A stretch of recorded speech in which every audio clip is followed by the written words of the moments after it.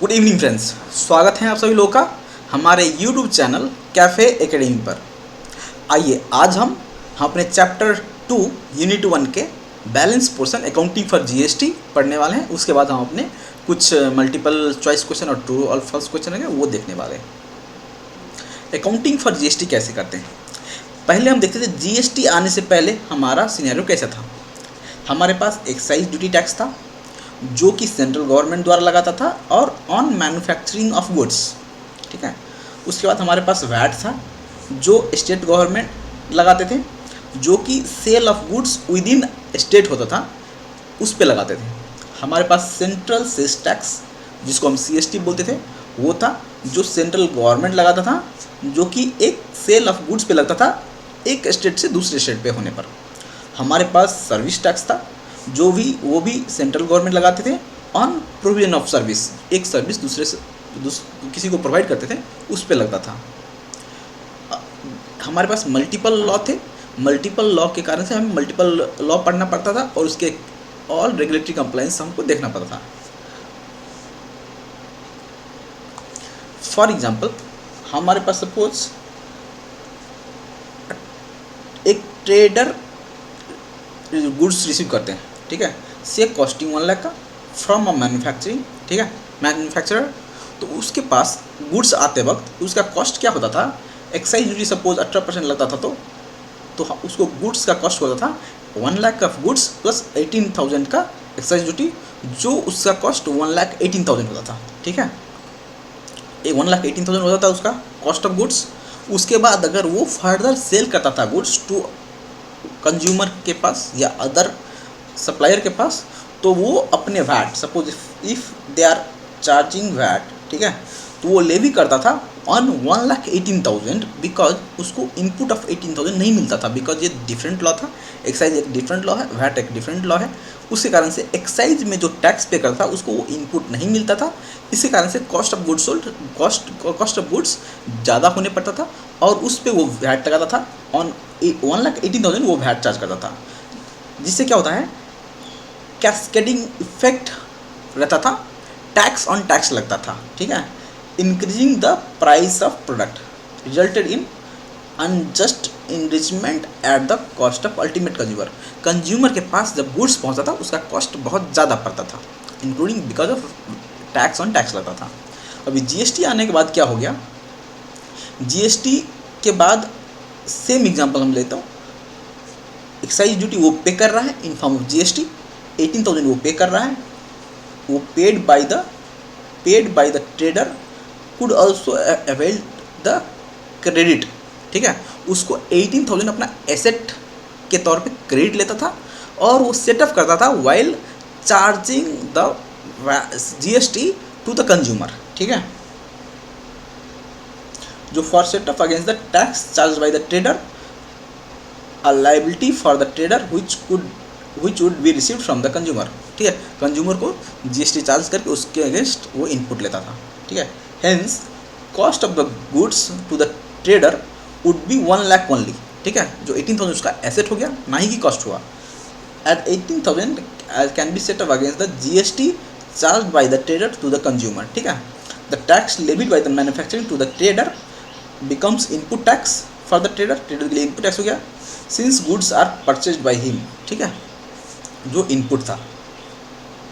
The ultimate tax levied by the manufacturing to the trader और trader to the consumer is known as output tax, since output for both the manufacturer and trader, ठीक है।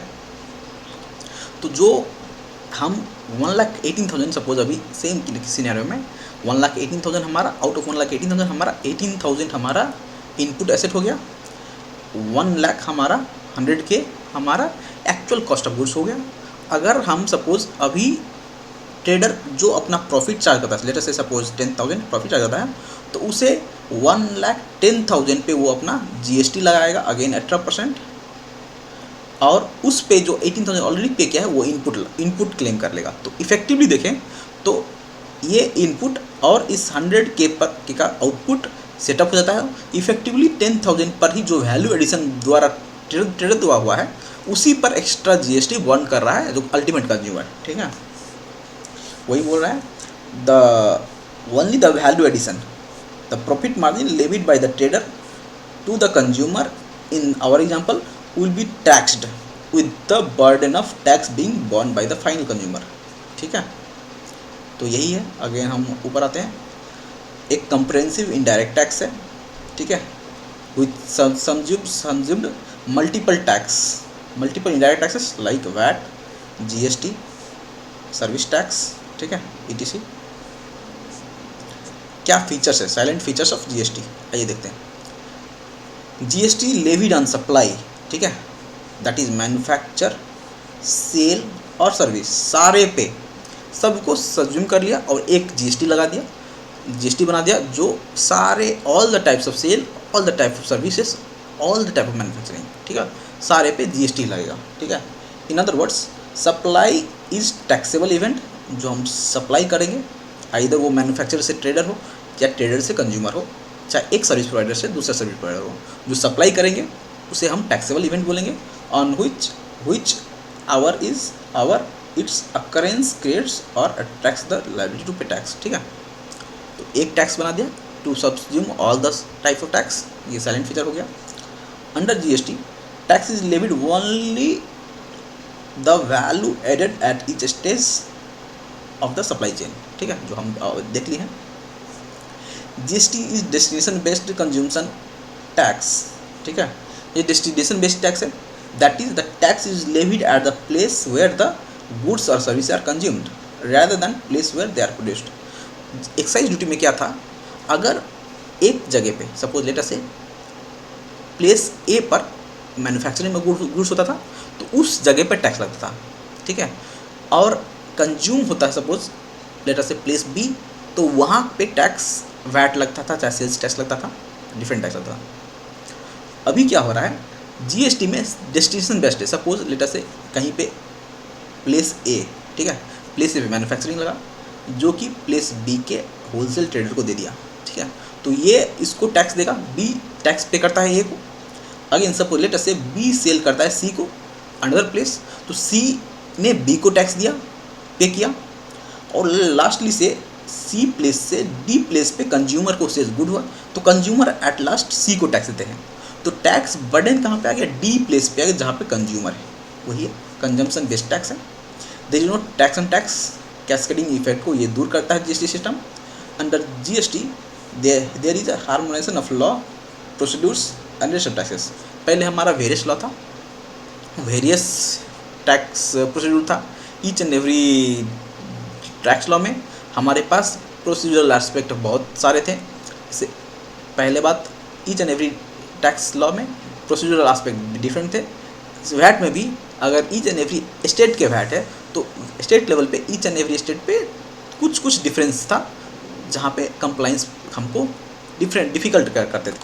उस case में हमारे पास ये harmonisation of law हो गया. ठीक है, टाइप ऑफ टैक्स हमारे पास कितने तरह के टाइप्स है. हमारे पास एक इंट्रा स्टेट सप्लाई है, जो कि सप्लाई होता है विद इन स्टेट. एक supplier and buyer both are in the same state, उस केस में हम इंट्रा स्टेट सप्लाई बोलते थे. हमारे पास इंटर स्टेट सप्लाई है, अगर buyer and supplier two different state में है, एक आइदर टू डिफरेंट यूटी में है, यूनियन टेरिटरी में है, उस केस में हम इंटर स्टेट सप्लाई बोलते हैं. ठीक है, यहाँ पे बोला गया है when the location of supplier and the place of supply of goods, जहाँ पर सप्लाई कर रहा है, जहाँ पर बायर है, और services are in the same state और unitary, it is treated as intrastate. अगर सप्लायर का location and the place of supply, जहाँ पे बायर, ठीक है, are in two different state और टू डिफरेंट यूटी और one state and one UT, ठीक है, वो इंटर स्टेट सप्लाई हो गया. ठीक है, हमारे पास क्या है, हमारे पास कितने different 3 main component of GST है. ठीक है, पहला है सीजीएसटी, जिसको central goods and service tax बोलते हैं. दूसरा है state goods and service tax, जिसको एसजीएसटी बोलते हैं. उसके बाद हमारे पास union territory goods and service tax है, जिसको यूटीजीएसटी बोलते हैं. उसके बाद हमारे पास integrated goods and service tax है, जिसको आईजीएसटी बोलते हैं. ठीक है, ये जीएसटी में कैटेगरी हो गया. अभी हम देखेंगे कि कैसे कैसे जीएसटी लगता है. सीजीएसटी लेविड करता है and collected by central government. ठीक है, central government on supply of goods, intra state supply goods, ठीक है। SGST collected by state, levied and collected by state on intra state, ठीक है। तो GST के दो इंट्रा स्टेट पे GST के पास दो कंपोनेंट हो गया। सपोज हमारे पास 18% GST लगता है, तो आउट ऑफ 18% 9% सेंट्रल गवर्नमेंट लेंगे जिसको हम CGST बोलेंगे, 9% स्टेट गवर्नमेंट लेंगे जिसको हम SGST बोलेंगे। हमारे पास UTGST है, levied and collected by union territory without legislature, ठीक है।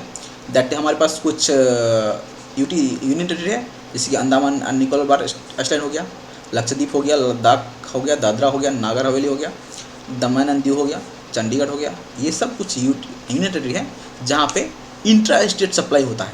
इंट्रा स्टेट सप्लाई तो UTGST लगता है, ठीक है। इंस्टेड ऑफ CGST SGST वहाँ पे UTGST लगता है, ठीक है। उसके बाद हो गया हमारे पास IGST है जो इंटर स्टेट सप्लाई पे लगता है, जो कि collected and levied by central government, ठीक है। IGST is equivalent to the sum of total of CGST and SGST। तो CGST प्लस SGST दोनों 18%, ये 18% सपोज हो गया तो ये 18 रहेगा, इस पे 9 हो गया और ये 9 हो गया, ठीक है।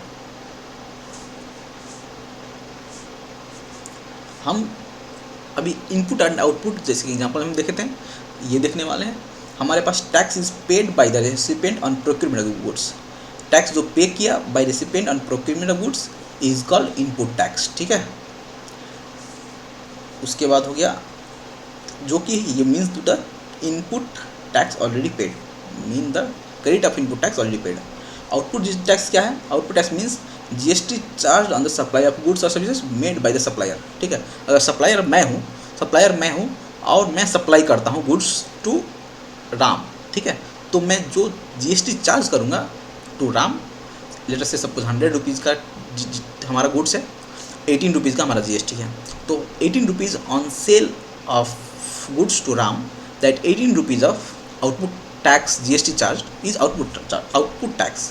अगर वही गुड्स सपोज लेटर से मैं 80 रुपीज़ में खरीदता हूँ विथ टैक्स, तो 18 रुपीज़ प्लस GST रहेगा, 18 rupees plus 80 rupees plus GST रहेगा। तो जो मैं GST पे करूँगा on 80 rupees while buying from someone, वो मेरा इनपुट हो जाएगा, ठीक है।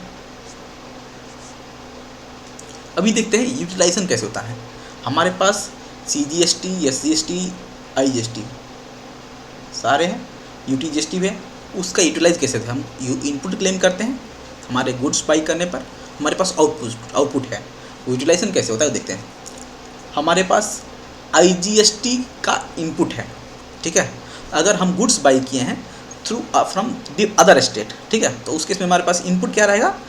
IGST इनपुट रहेगा। वो पहले first utilise against IGST liability, ठीक है। IGST इनपुट है तो हम हमारे जो भी सप्लाई रहेंगे टू आउटसाइड स्टेट उस लायबिलिटी पर पहले सेटअप करेंगे, and if any balance is still available the same can be utilise against the CGST और and SGST in any order and any proportion, ठीक है। मेरा इनपुट IGST है। अगेन रिपीट करता हूँ, मैं अगर गुड्स खरीदा हूँ फ्रॉम अदर स्टेट, लेटर से I am in Tamil Nadu, I have bought the goods, मैं गुड्स बाई किया फ्रॉम आंध्र प्रदेश, तो मेरा IGST इनपुट हो गया। मैं अपना सेल करता हूँ कर्नाटका में, मैं अपना सेल करता हूँ दिल्ली में, ठीक है। तो उस IGST सप्लाई, IGST लायबिलिटी को सेटअप करने के लिए, मैं IGST इनपुट सेटअप करूँगा। अगर सपोज लेटर से मेरा IGST इनपुट 1 लाख का है, मेरा IGST output at Karnataka, IGST output out Delhi, हमारे पास टोटल सब मिला के 30, 40, 70,000 है। तो जो 30,000 बैलेंस है हमारे pass out of 1 lakh minus 30,000 of IGST from Karnataka, 40,000 of IGST from Delhi, उस केस में 30,000 बैलेंस है। उसके बाद बैलेंस में 30,000 CGST और SGST इनपुट आउटपुट के लिए मैं यूटिलाइज करूँगा। वो एनी प्रोपोर्शन एनी रेशियो हो सकता है, ठीक है। हमारे पास CGST का क्रेडिट है, ठीक है, वो कैसे यूटिलाइज होगा? वो हम फर्स्ट यूटिलाइज करेंगे CGST, ठीक है। And if any balance can be utilised against IGST, ठीक है। However CGST credit can not be utilised against SGST, can not be utilised, ठीक है। CGST को हम SGST आउटपुट के लिए यूटिलाइज नहीं करेंगे। पहले बात CGST to CST, then CST अगर हमारे पास एक्सेस है तो हम IGST के अगेंस्ट हम यूटिलाइज कर सकते हैं। SGST कहाँ होता है यूज़? पहले अगेंस्ट SGST, अगर हमारे पास बैलेंस है then utilise against IGST। However SGST credit can not be utilise against CGST, ठीक है। तो CGST SGST हम यूटिलाइज नहीं कर पाएंगे इन एक्सचेंज में। IGST से पहले IGST, देन बैलेंस तो CGST SGST दोनों में। CGST SGST है तो वो दोनों पहले CGST है तो CGST में, SGST हुए तो SGST में। अगर कुछ बैलेंस है तो IGST के अगेंस्ट हम यूटिलाइज कर सकते हैं। कुछ हमारे पास डिफरेंट है between input tax and output tax. क्या डिफरेंस है वो देखते हैं। Credit can be availed and hence is an asset. हमारा जो इनपुट है वो हमारा एसेट है। Charge to the consumer payable by the supplier is hence liability, ठीक है। इनपुट टैक्स हमारा एसेट है, आउटपुट टैक्स हमारा लायबिलिटी है। क्योंकि हम इनपुट टैक्स जो क्लेम करते हैं, वो हमारा आउटपुट टैक्स जो हम सरकार को देना होता है, वो आउटपुट टैक्स के अगेंस्ट हम इनपुट टैक्स क्लेम करते हैं, एसेट मानते हैं। हमारा आउटपुट टैक्स हो गया जो हम कंज्यूमर को चार्ज करते हैं, वो अल्टीमेटली हम कंज्यूमर से चार्ज करके हमको सरकार के गवर्नमेंट को देना होता है। तो हमारा जो आउटपुट टैक्स जो देना होता है वो हमारा लायबिलिटी हो गया, ठीक है। नेचर क्या है? At the time of purchase of goods, ठीक है, इंक्लूडिंग फीसेस और सर्विसेज, ठीक है, हम चार्ज करते हैं। तो जो भी हमारा इनपुट हुआ CGST SGST IGST हम डेबिट करेंगे। जब हम परचेज करेंगे तो हम डेबिट करेंगे इनपुट टैक्स को, ठीक है। एंट्री हम नीचे बाद में देखने वाले हैं। यहाँ पे कुछ नेचर देख लेते हैं, ठीक है। हमारा एसेट है तो हम एसेट इज ऑलवेज डेबिटेड, ठीक है। ये हमारा लायबिलिटी है तो हम क्रेडिट करते हैं इसको, आउटपुट टैक्स को। इंट्रा स्टेट ट्रांजेक्शन्स, अगर इंट्रा स्टेट ट्रांजेक्शन्स है, CGST paid is debited to input CGST account, ठीक है। और SGST है तो हम इनपुट SGST अकाउंट में हम डेबिट करते हैं, ठीक है। यहाँ पे CGST charge is credited to the output CGST account and SGST charge is output SGST account. तो डिफरेंट अकाउंट हमको खोलना पड़ेगा in our books of accounts, जैसे कि input tax, output tax. Each category input CGST account रहेगा, input SGST account रहेगा, output CGST account रहेगा, output SGST account रहेगा, ठीक है। ऑन इंट्रास्टेट सप्लाई गुड्स, अगर इंटरस्टेट हो गया तो IGST इनपुट हो गया, आउटपुट IGST अकाउंट हो गया, ठीक है। रिवर्स कब होते हैं? जब हमारे पास परचेज रिटर्न हो गए, हम अगर ऑनर हमारे ड्राइंग के रूप में गुड्स ले लिया पर्सनल यूज़ के लिए, distribute as free samples, goods distribute as gift करते हैं, तो वो हम उसकी वजह में GST को रिवर्स कर लेते हैं, रिवर्स करना होता है। फॉर एग्जांपल, अगर मैं कोई गुड्स कॉस्टिंग ऑफ 1 लाख करता हूँ, 18,000 का मैं GST दिया हूँ, तो 18,000 जो मैं एसेट GST क्लेम किया हूँ, GST इनपुट का एसेट क्लेम किया हूँ, अभी सपोज मैं परचेज रिटर्न कर दिया तो मैं उस पर मैं आउटपुट टैक्स नहीं लगा रहा हूँ। और चाहे ड्राइंग उस कंपनी के ऑनर ने पर्सनल यूज़ के लिए ले लिया, उस पर भी मैं आउटपुट टैक्स नहीं पे कर रहा हूँ गवर्नमेंट को। और जो भी फ्री सैंपल्स रहते हैं, गिफ्ट रहते हैं, उस केस में मैं प्राइस चार्ज नहीं करता हूँ मैं अपने सेलर को। उस केस में सिंस मेरे पास आउटपुट टैक्स नहीं है, उस केस में मैं इनपुट टैक्स भी मैं एलिजिबल नहीं रहूँगा लेने के लिए। उस केस में हमें अपने इनपुट टैक्स को रिवर्स करना पड़ता है। तो जो भी इनपुट टैक्स का इनपुट लेजर रहेगा उसको हम रिवर्स कर देंगे और हमारे पास डेबिट ले जाएंगे हम अपने प्रॉफिट एंड लॉस अकाउंट में, ठीक है। आउटपुट टैक्स कब यूज होता है? जब goods are return by the purchaser, ठीक है। सेल के केस में ड्राइंग नहीं हो सकता है, ठीक है। Reversal goods lost by fire भी है। Input tax credit on supply which are not allowed to be availed by recipient, ठीक है। ये कुछ केस में हमको हमारे इनपुट टैक्स रिवर्स करना पड़ता है, ठीक है। यूटिलाइजेशन कैसे होता है? Input tax is credited when the tax is paid utilising input tax, ठीक है। अभी सपोज हम यूटिलाइज करते हैं, हमारे पास इनपुट टैक्स है, हम इनपुट टैक्स को एसेट में डेबिट किए थे जब हम इनपुट लिए थे। अभी यूटिलाइज करेंगे तो हमें उसको क्रेडिट करना होगा, ठीक है। हम एंट्री अभी देखने वाले हैं इसे। Double entry book keeping records needs to show the GST values separately to the that the purchase expense sales are posted and without the addition of GST। ठीक है, हमें GST को सेपरेटली रिकॉर्ड करना पड़ता है। आइए हम देखते हैं यहाँ पे हमारे सेल के केस में हमारे पास सेल ऑफ गुड्स है, तो हम कैसे रिकॉर्ड करेंगे। हमारे अकाउंट्स रिसीवेबल को डेबिट करना है with including GST। Suppose later से हम मान लेते हैं हमारे पास 100 रुपीज़ का गुड्स है, तो इंक्लूडिंग GST 118 हम इसको डेबिट करेंगे। सेल्स अकाउंट में हमें विदाउट GST लेना है, 100 रुपीज़ लेना है। हमें अपना GST टैक्स आउटपुट GST में हम अपने लायबिलिटी दिखाएंगे। ठीक है, परचेज के केस में हम परचेज किए, परचेज ऑफ गुड्स में हमें इनपुट टैक्स क्लेम करना है। हम अपना सप्लायर को इंक्लूडिंग GST देना है, तो 118 होगा। परचेज एक्सक्लूडिंग GST होगा, तो ये हमारा 100 हो गया। और हमारा इनपुट क्लेम करेंगे ऐसे, तो 18 हो गया। ऐसे करके हम करेंगे। अगर यूटिलाइजेशन करना है, जब हम यूटिलाइज करते हैं input tax towards the output tax, ठीक है, हम यूटिलाइज करते वक्त जो भी हमारा इनपुट टैक्स है, हम उसको डेबिट किए थे सेट, हम यूटिलाइज करते वक्त हम क्रेडिट रिवर्स कर देंगे, क्रेडिट कर देंगे जो भी हमारा अमाउंट रहेगा। ठीक है, amount of the output liability paid utilising the input GST। ठीक है, जो भी यूटिलाइज करते हैं, जितना अमाउंट हम यूटिलाइज करेंगे उतना अमाउंट को हम रिवर्स करेंगे। Output tax amount of GST liability. ठीक है, आउटपुट टैक्स को हम अपने डेबिट करते हैं। ठीक है, इसको हम डेबिट करेंगे, इसको क्रेडिट करेंगे। ठीक है, हमारे पास इलस्ट्रेशन है। आइए देखते हैं। Purchase of goods from Sahil for 50,000 plus GST SGST 9% each. ठीक है, तो हमारा कितना हो गया, एंट्री क्या हो जाएगा, purchase account debit 50,000, GST input CGST input of 9%, that will be 4,500, input SGST that also be 4,500 करके हमारा एंट्री हो गया। Purchase 50,000, input CGST 9%, 50,000 9%, 50,000 9%, input SGST to Sahil account. ठीक है, मेरा परचेज सेम है। आइए फिर से देखते हैं, मेरा परचेज अकाउंट सेम है विथ 50,000 अमाउंट विदाउट GST। ठीक है, ये नोट करना है मेरे को। ठीक है,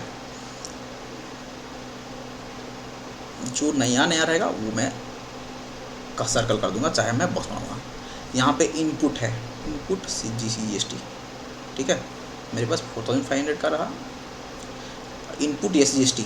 ठीक है, 4,500। साहिल अकाउंट मेरा सप्लायर है, सेम हुआ, इंक्लूडिंग GST हो गया। ठीक है, तो ये अमाउंट पे हमको नोट करना है। हमें ट्रांजेक्शन्स का नेचर समझना है, हमारा एसेट है, लायबिलिटी है, कैसे उसमें काम करेंगे। ठीक है, परचेज गुड्स फ्रॉम साम for 40,000 at a trade discount of 10,000 plus CGST SGST 9% is 20,000 was paid immediately and balance payable after 3 months। ठीक है, इस केस में क्या है, हमारे पास क्या बोला है, 40,000 का बाई किया, 10% हमारे पास ट्रेड डिस्काउंट मिला है। ठीक है, तो 36,000 हम गुड्स को बाई किए, हमारे पास 36,000 पे ही मेरा टैक्स लगेगा, जो हमारा इनपुट टैक्स हो गया, जो सैम हो गया। बैंक से हम पे कर दिए हैं 20,000, तो हम बैंक को क्रेडिट कर देंगे, बैलेंस सब सैम्स के अकाउंट में रख देंगे। ठीक है, good costing of 20,000 withdrawn for personal use के लिए विदड्रॉ कर रहा है। ठीक है, such goods were purchase by paying CGST SGST। ठीक है, तो हमें उसको क्या करना है, ड्राइंग अकाउंट को डेबिट करना है इंक्लूडिंग GST, परचेज को हम क्रेडिट करना है एक्सक्लूडिंग GST, हमें इनपुट को रिवर्स करना है। ठीक है, क्योंकि हम इनपुट क्लेम किए थे इस पर, तो टू दैट एक्सटेंट हम अपना इनपुट रिवर्स कर रहे हैं, हम अपने इनपुट टैक्स को रिवर्स कर रहे हैं। यहाँ पे purchase return with cost of goods excluding GST, drawing including GST। ठीक है, 4 में paid rent to Gangadeep for 30,000 plus CGST SGST at 6% each. ठीक है, तो रेंट हमारा 30,000 हो जाएगा, हमारे पास 6% ईच CGST SGST हो गया इनपुट, ये 30,000 एक्सक्लूडिंग GST, ये 1,800 हो गया, ये इंक्लूडिंग GST हो गया। ठीक है, question number 5, goods costing of 5,000 before trade discount of 10,000 return to Sam, such goods were purchase by paying 9% each CST SGST, ठीक है। तो 5000 बिफोर ट्रेड डिस्काउंट है, तो आफ्टर डिस्काउंट ट्रेड डिस्काउंट कितना आ गया 4500, ठीक है। 4500 परचेज रिटर्न मैं करूँगा, ठीक है। 4500 पे मैं अपना इनपुट रिवर्स करूँगा यहाँ पे, और इंक्लूडिंग GST मैं अपने सैम अकाउंट को डेबिट कर दूँगा, ठीक है। 6 purchase furniture for 44,800 including GST of 12%, ठीक है। तो हमारा कैसे हो जाएगा एंट्री, इनपुट हो जाएगा purchase of furniture account debit, including excluding amount, input 12,000 जो भी रहेगा हम इनपुट क्लेम कर लेंगे, और 44,800 हमारा लायबिलिटी हो जाएगा, ठीक है। फर्नीचर अकाउंट 40,000 हो गया, 12% हमारा इनपुट GST हो गया, टू बैंक हमारा 44,800 हो गया। हम कैश में परचेज बैंक में इमीडिएट पेमेंट किए होंगे। Purchased machinery from Majors Symphony Industries for 1,40,000 plus GST SGST at 90% each. Paid 1 lakh immediately and balance to be paid after 2 months, ठीक है। इसमें भी 1,40,000 हमारा एसेट में मशीनरी को डेबिट कर दिए, इस पे हमारा GST हो गया, इनपुट हो गया, input CST, input SGST 1 lakh हम इमीडिएटली पे कर दिए हैं, जो हमारा बैंक को क्रेडिट कर दें, बाकी balance payable to Symphony Industries करके हम कर लेंगे, ठीक है। हमारे पास इलस्ट्रेशन 9 है, आप एक बार घर पे करिएगा होमवर्क को आपका, हम देख लेंगे नेक्स्ट अगर आपका कुछ क्वेरीज रहा इस पे तो। इलस्ट्रेशन 10 भी आप घर पे करेंगे एक बार।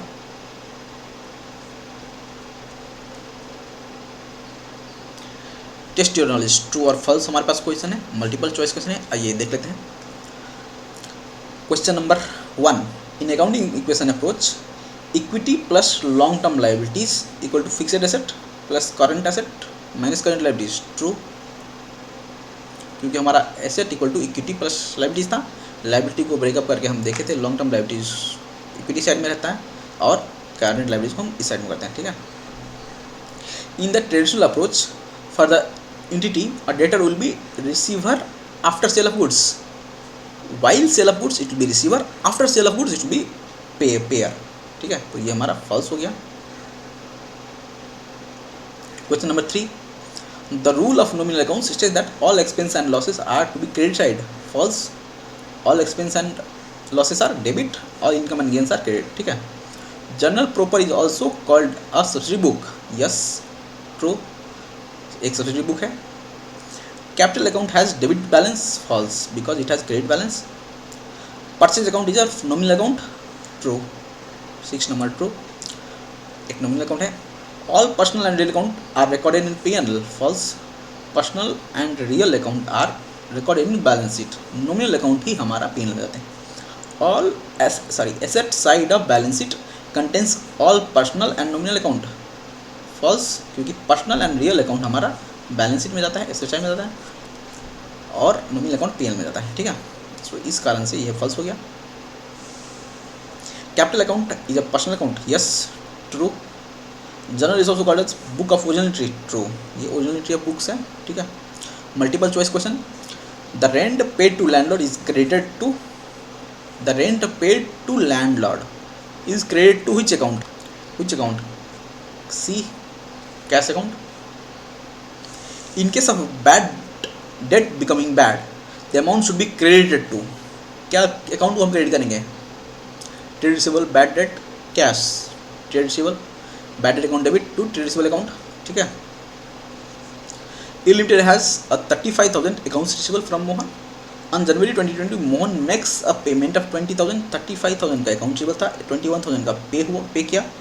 Journal entry made on 1 January A Limited to record this transactions, record क्या करेगा, bank account debit to Mohan account 21,000, credit to cash received, ये नहीं होगा, क्रेडिट टू अकाउंट्स रिसीवेबल, ठीक है, 21,000। Which financial statement represents accounting equation, asset equal to liabilities plus owners equity, income statement, cash flow, balance sheet, ठीक है। Which account is odd one, कौन odd है, furniture equipment हमारा fixed asset है, freehold land और building ये भी non current asset है, ठीक है। ये इन्वेंट्री है जो ऑड वन आउट हो गया, ठीक है। Bad debt written of as bad, debts written off as bad if recovered subsequently. बाद में हम रिकवर कर लिए तो क्या अकाउंट क्रेडिट करेंगे? Bad debt recover account, yes, ना ही कि ट्रेड रिसीवेबल अकाउंट, ना ही कि प्रॉफिट एंड लॉस अकाउंट, ठीक है, डेबिट नहीं करेंगे, ठीक है। तो ये हो गया। Double entry system of book keeping, every business transaction affects two accounts, two sides of same account, the same account on two different dates, no two accounts, ठीक है। Question number 8, a sale of goods to Ram for cash should be debited to, sale of goods should be debited to cash, cash में purchase किया तो cash, credit में होता तो राम, ठीक है, यही है। थ्योरेटिकल क्वेश्चन है, right short note classification accounts, classification of account जो भी हम पढ़े थे, personal account, real account, nominal account, वो हमको लिखना होगा। Distinction between real account, nominal account, हमको डिफरेंस दे देना है। रियल अकाउंट जो एसेट के लिए रिलेटेड होता है, आइदर वो टेंजिबल एसेट हो, इंटेंजिबल एसेट हो, उसके रूल्स लिख देना है। नॉमिनल अकाउंट में ये रिलेट करता है एक्सपेंस, इनकम, लॉस, गेन, और इसका रूल्स लिख देना है। कुछ एग्जांपल दे देंगे कि क्या क्या अकाउंट है।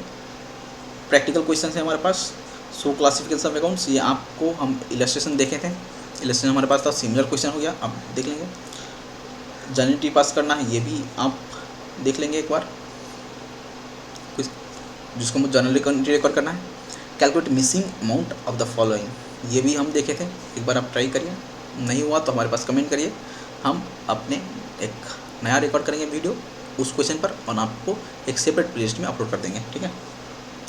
Question number 4 based on equity accounting question है।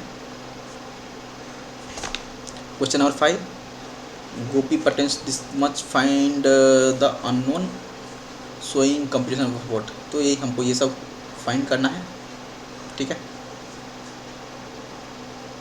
पास जनरलिटीज यही है, हमारे पास आंसर दिया गया है ट्रू एंड फॉल्स का, मल्टीपल चॉइस का आंसर दिया है, थ्योरेटिकल क्वेश्चन का भी आंसर दिया है।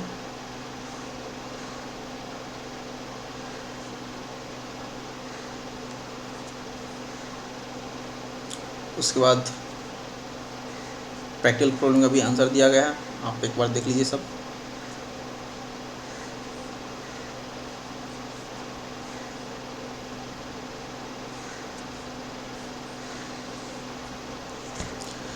थैंक यू, आज के लिए इतना ही, मिलते हैं हमारे नेक्स्ट यूनिट में, यूनिट 2 में, चैप्टर नंबर 2 यूनिट 2।